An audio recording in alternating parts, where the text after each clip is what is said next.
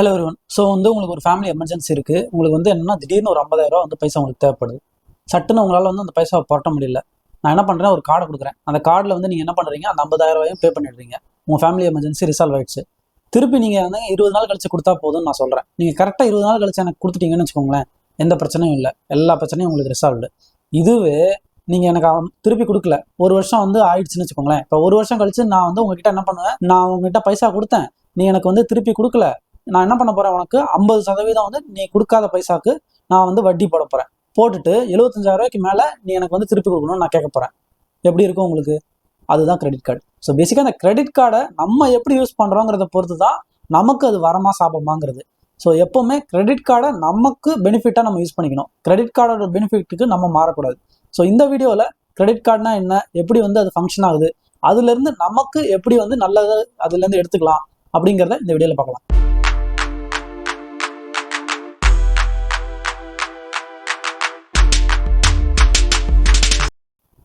So first history of credit card. Credit கார்டுங்கிறது எப்படி start ஆச்சுன்னா, அந்த காலத்தில் அமெரிக்காவில் ஒரு டைனிங் சாப்பிட்றதுக்காக, நம்ம வெளியே சாப்பிட்றதுக்காக போகிறோம்னு வச்சுக்கோங்களேன். அந்த ஹோட்டலில் ரெகுலர் கஸ்டமர் வந்தாங்கன்னா அவங்களுக்கு கன்செஷனுங்கிறதுக்காக ஒரு கார்டு கொடுக்க ஆரம்பிச்சாங்க. ஸோ நீங்கள் என்ன பண்ணிக்கலாம், நீங்கள் இப்போ சாப்பிட்டுக்கலாம், அப்புறமா நீங்கள் பைசா கொடுத்தா போதுங்கிற மாதிரி ஆரம்பிச்சாங்க. அது என்னாச்சுன்னா நாளடைவில் நிறைய டிரான்சாக்ஷன் மாறி மாறி மாறி இப்போ நமக்கு கிரெடிட் கார்டாக நம்ம யூஸ் பண்ணுற கிரெடிட் கார்டாக மாறி இருக்கு. ஃபர்ஸ்ட் கிரெடிட் கார்டுனா என்ன? கடன் அட்டைன்னு சொல்லுவாங்க. என்கிட்ட காசே கிடையாது, என்ன நம்பி பேங்க் என்ன பண்ண போறாங்க, கடன் தர போறாங்க.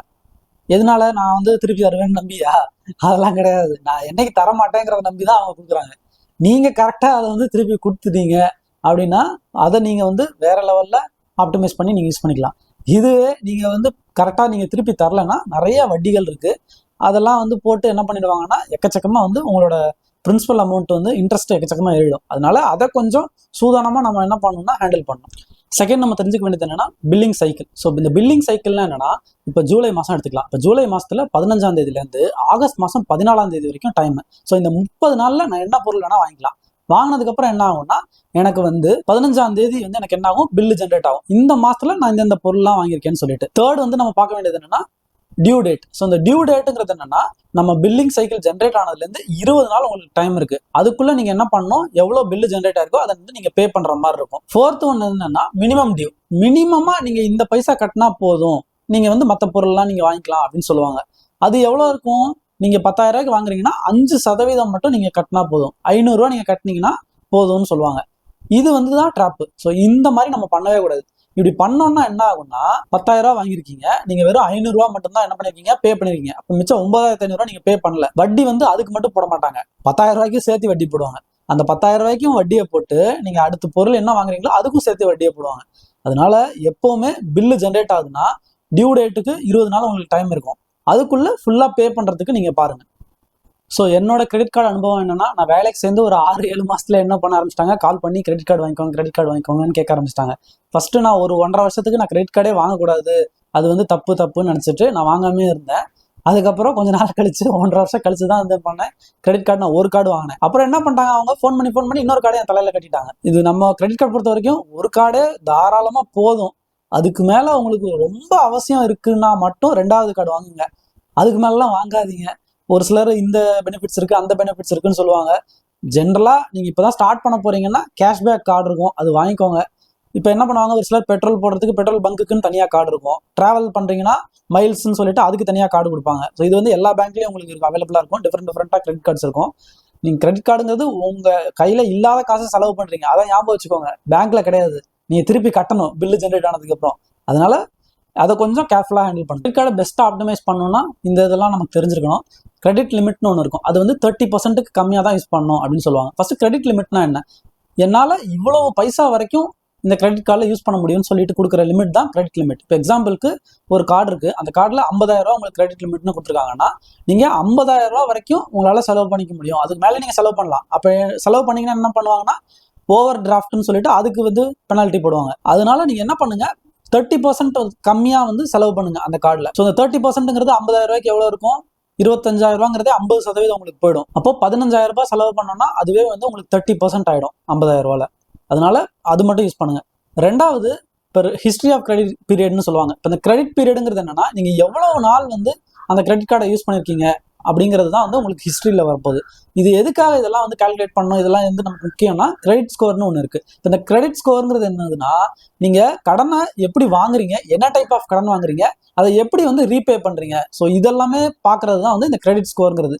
இது வந்து 300லேருந்து உங்களுக்கு வந்து 900 வரைக்கும் இருக்கும். ஸோ இந்த 300ங்கிறது நீங்கள் வந்து கடன் வாங்குறதுக்கு தகுதி இல்லாத ஆள், நீங்கள் ரொம்ப மோசமாக வந்து ஃபைனான்ஷியலாக இருக்கீங்க அப்படிங்கிறது தான் வந்து இந்த 300 இண்டிகேட் பண்ணும். 600 கிட்ட இருந்தீங்கன்னா கடனை வந்து நீங்கள் கரெக்டாக ரீசெண்டாக ஒழுங்காக கட்டலாங்கிற மாதிரி இருக்கும். இப்போ 700 800ன்னு போக போக நீங்கள் என்னன்னா அதிகமாக நீங்கள் டிஃப்ரெண்ட் டைப்ஸ் ஆஃப் கடனும் வாங்குறீங்க, ஒழுக்கா டயத்துக்கு வந்து கட்டிக்கிட்டே இருக்கீங்க. இப்போ வந்து பேங்க் கிட்ட கடன் வாங்குறதுக்கு நீங்கள் தயாரான ஆளா, நீங்கள் சரியான ஆளான்னு தெரிஞ்சுக்கிறதுக்காக யூஸ் பண்ணுறது இந்த கிரெடிட் ஸ்கோருங்கிறது. அந்த கிரெடிட் ஸ்கோருங்கிறது இம்ப்ரூவ் ஆகணும்னா அதுக்கு நமக்கு கிரெடிட் கார்டுங்கிறது ஒரு பெரிய டூலாக இருக்கும். பேங்க் லோன் அந்த மாதிரி நீங்கள் எது வாங்கினாலும் கிரெடிட் ஸ்கோர் வந்து உங்களுக்கு செக் பண்ணுவாங்க. நீங்கள் திருப்பி கட்ட கிரெடிட் ஸ்கோர் இம்ப்ரூவ் ஆகிட்டே இருக்கும். இந்த கிரெடிட் கார்டுங்கிறது உங்களுக்கு மந்த்லி பில்லு ஜென்ரேட் ஆகுது, நீங்கள் ஹேண்டில் பண்ணுறதுனால உங்களுக்கு இதை ஒழுங்காக நீங்கள் வாங்கிட்டு ஒரு 10% அந்த மாதிரி நீங்கள் வந்து அந்த கிரெடிட் லிமிட்லேருந்து செலவு பண்ணிங்கன்னா உங்களோட கிரெடிட் ஸ்கோர் இம்ப்ரூவ் ஆகிறதுக்கு நிறைய சான்சஸ் இருக்குது. முன்னாடிலாம் வந்து பார்த்தோம்னா எவ்வளோ வட்டி போடுறாங்கிறதே வந்து நிறைய பேருக்கு தெரியாது, எப்படி வந்து கால்குலேஷன் பண்ணுறாங்கிறது யாருக்குமே தெரியாது. அதுக்கப்புறம் என்ன பண்ணாங்கன்னா ஆர்பிஐ வந்து ஒரு ரூல்ஸ் வந்து கொண்டு வந்தாங்க. நீங்கள் கிரெடிட் கார்டில் யூஸ் பண்ணுறாங்கன்னா பில்லு வந்து மந்த்லி ஜென்ரேட் ஆகும். அந்த ஜென்ரேட் ஆகிற பில்லில் 3rd பேஜ் அப்படி இல்லைன்னா கடைசி பேஜில் நீங்கள் கேல்குலேஷன்ஸ் வந்து எப்படி பண்ணுறீங்க, முதல்ல ஒரு கிரெடிட் கார்டில் ஒருத்தர் இவ்வளோ செலவு பண்ணுறாருன்னா அதுக்கு எப்படி வந்து நீங்கள் இன்ட்ரெஸ்ட் கால்குலேட் பண்ணுவீங்கிற மாதிரி எல்லா டீட்டெயில்ஸும் கொடுக்கணும்னு சொல்லிட்டு ஆர்பிஐ வந்து இன்ஸ்ட்ரக்ட் பண்ணாங்க. அதுக்கப்புறமா தான் என்ன பண்ணாங்கன்னா எந்த நீங்கள் கிரெடிட் கார்டு யூஸ் பண்ணிங்கனாலும் உங்களுக்கு பில்லு ஜென்ரேட் ஆகும். அந்த பில்லில் வந்து உங்களுக்கு இமெயிலையும் வரும், மொபைல்லையும் வந்து உங்களுக்கு வந்து இவ்வளோ பைசா நீங்கள் பில்லுன்னு சொல்லிட்டு சொல்லுவாங்க. நீங்கள் இமெயிலில் அந்த பிடிஎஃப் வந்து ஓப்பன் பண்ணிங்கன்னா உங்களுக்கு கடைசி பேஜில் எப்படி வந்து அவங்க கால்குலேட் பண்ணுறாங்க கிரெடிட் கார்டோட இன்ட்ரெஸ்ட்டுங்கிறத எல்லாத்தையும் கொடுத்துருப்பாங்க. இன்றைக்கி நம்ம என்ன பண்ணலாம்னா அதை வந்து பார்க்கலாம், உங்களுக்கு இன்னும் கொஞ்சம் பெட்டர் அண்டர்ஸ்டாண்டிங் வந்து கிடைக்கும். ஹலோ மக்களே, ஸோ நான் வந்து ஆக்சிஸ் பேங்க்லேருந்து தான் வந்து ஃப்ளிப்கார்ட் கிரெடிட் கார்டு வந்து எனக்கு ஃபஸ்ட்டு நான் அதுதான் வாங்கியிருந்தேன். ஸோ அதில் வந்து கால்குலேஷன்ஸ் கொடுத்துருக்காங்க. 3rd பேஜ் தான் வந்து லாஸ்ட் பேஜ். ஸோ அதில் கால்குலேஷன்ஸ் கொடுத்துருக்காங்க. ஸோ இதை வந்து நம்ம பார்க்கலாம். ஸோ ஃபஸ்ட்டு கால்குலேஷன்ஸ் எப்படி ஹேண்டில் பண்ணுறாங்கிறதுக்காக இங்கே வந்து உங்களுக்கு கொடுத்துருக்காங்க. இப்போ இதில் வந்து பார்த்தீங்கன்னா ஃபஸ்ட்டு ஒன் வந்து ரிவால்விங் ஃபெசிலிட்டின்னு கொடுத்துருப்பாங்க. அப்படின்னா என்னன்னா, நான் ஃபுல் பேமெண்ட் எவ்வளோ எனக்கு வந்து டியூ இருக்கோ நான் மொத்தமாக கட்டாமல் பாதி தான் கட்டுறேன், இல்லை கொஞ்சம் தான் கட்டுறேன், மினிமம் டியூ தான் கட்டுறேன்னா என்ன ஆகும், அந்த மிச்சம் இருக்கிற பைசா நெக்ஸ்ட் மந்த்துக்கும் கேரி ஃபார்வர்ட் ஆகும். ஸோ அதனால தான் என்ன பண்ணியிருக்காங்க, ரிவால்விங் ஃபெசிலிட்டின்னு சொல்லியிருக்காங்க. ஸோ ஃபஸ்ட்டு இங்கே வந்து சினாரியோ எடுத்துக்கலாம். இப்போ சினாரியோவில் இப்போ நான் வந்து இருக்கேன், என் வீட்டு செலவுக்காக நான் 25,000 செலவு பண்ணியிருக்கேன் 12ஆம் தேதி ஜூனில். ஸோ நான் என்ன பண்ண போகிறேன், ஏடிஎம்லேருந்து ஒரு 5,000 வந்து நான் என்ன பண்ணியிருக்கேன், கேஷ் வந்து வித்ட்ரா பண்ணியிருக்கேன். ஸோ இது பெரிய பிரச்சனை, பண்ணக்கூடாது. ஏன்னு சொல்கிறேன்னா, ஸோ இங்கே வந்து பார்த்தீங்கன்னா மந்த்லி இன்ஸ்டால்மெண்ட் உங்களுக்கு வந்து ஸ்டேட்மெண்ட் ஜென்ரேட் ஆகும் பார்த்தீங்களா. ஸோ அப்போ எப்படி ஜென்ரேட் ஆகும், இப்போ இந்த இடத்துல என்ன பண்ணியிருக்காங்க, 20ஆம் தேதி ஜென்ரேட் ஆகிற மாதிரி கன்சிடர் பண்ணியிருக்காங்க. ஸோ இப்போ 20ஆம் தேதி இப்போ எனக்கு பில்லு ஜென்ரேட் ஆகும்போது எப்படி ஜென்ரேட் ஆகும்னா, நான் எப்போவுமே ஏடிஎம்மில் கேஷ் எடுக்கவே கூடாதுன்னு சொன்னேன். ஏன் எடுக்கக்கூடாதுன்னா உங்களுக்கு அதுக்கு இன்ட்ரெஸ்ட் போடுவாங்க. நீங்கள் எடுத்த அன்னையிலேருந்து பில்லு ஜென்ரேட் ஆகிற அன்னைக்கு வரைக்கும் உங்களுக்கு என்ன பண்ணுவாங்க, இன்ட்ரெஸ்ட் போடுவாங்க. இங்கே 3.6ங்கிறது ஒரு மாதத்துக்கு உண்டான வட்டி. பேங்க்கில் வந்து நமக்கு ஒரு வருஷத்துக்கே எவ்வளோ வட்டி கொடுப்பாங்க, 6%ங்கிறது உங்களுக்கு ஆர்டியில் போட்டால் தான் 6-7% எல்லாமே. சேவிங்ஸ் அக்கௌண்ட்டில் நீங்கள் எவ்வளோ வைக்கிறீங்க, ஒரு 4% கொடுக்குறாங்கன்னா இங்கே 3.6% ஒரு மாதத்துக்கு உங்களுக்கு வட்டி. இப்போ நீங்கள் 5,000 எடுத்துருக்கீங்களா, அதில் 3.6% 6 நாளைக்கு வந்து எவ்வளோ, 35 ரூபா. இதை தவிர்த்து நீங்கள் வந்து என்ன பண்ணியிருக்கீங்க, 25,000 பொருள் வாங்கியிருக்கீங்க. இதில் நீங்கள் என்ன பண்ணுறீங்க, மினிமம் டியூ தான் நீங்கள் கட்டுறீங்கன்னு வச்சுக்கோங்களேன். அப்போது அதுக்கு அடுத்த மாதமும் நீங்கள் பொருள் வாங்குறீங்க 10,000 ஜூலையில், ஓகேவா. ஸோ பில்லு ஜென்ரேட் ஆகிறது. ஸோ இப்போ இன்ட்ரெஸ்ட் வந்து எப்படி கால்குலேட் பண்ணுவாங்கிறதுக்கு தான் இங்கே கொடுத்துருக்காங்க. ஸோ ஃபஸ்ட்டு நீங்கள் 25,000 பொருள் வாங்கிருக்கீங்களா, அதுக்கு ஒரு மாதத்துக்கு 3.6% வந்து வட்டி போடுவாங்க. ஸோ 12 ஜூன்லேருந்து 20 ஜூன் வரைக்கும், 20 ஜூலை வரைக்கும் உங்களுக்கு பில்லு ஜென்ரேட் ஆயிருக்கு. ஸோ இந்த 39 நாளைக்கு 1000 ரூபா கிட்ட உங்களுக்கு வட்டி. இதுக்கடுத்து நீங்கள் கேஷ் வந்து எடுத்தீங்களா பேங்க் ஏடிஎம்லேருந்து, அதுக்கும் வட்டி போடுவாங்க. ஸோ அதுக்கு எவ்வளோ, 3.6% ஒரு நாளைக்கும் அந்த நீங்கள் எடுத்த அந்த பீரியடுக்கு. ஸோ அதுக்கு 147 ரூபா. இது வந்து பார்த்தீங்கன்னா 16 ஜூன்லேருந்து 10 ஜூலை வரைக்கும். அதுக்கப்புறம் நீங்கள் இன்னும் ஒரு மாதம் எக்ஸ்டெண்ட் ஆயிருக்கா, இப்போ 11 ஜூலைலேருந்து 20 ஜூலை வரைக்கும் அதுக்கும் வந்து இவங்க என்ன பண்ணியிருக்காங்க, இங்கே கால்குலேட் பண்ணியிருக்காங்க. ஸோ இன்ட்ரெஸ்ட் வந்து பார்த்தோம்னா அந்த 10,000 ரூபா வேற நீங்கள் செலவு பண்ணியிருக்கீங்க 11th ஜூலையில். ஸோ அப்போ என்ன ஆகும், அதுக்கும் வந்து வட்டி போடுவாங்க நீங்கள் முன்னாடி கட்டாமல் விட்டீங்கிறதுக்காக. ஸோ இது கூட நிப்பாட்டல, நீங்கள் இன்ட்ரெஸ்ட் வந்து போட்டிருந்தாங்களா 35 ரூபா உங்களுக்கு வந்து இந்த இடத்துல 5,000 ரூபாய் நீங்கள் ஏடிஎம்ல எடுத்ததுக்கு.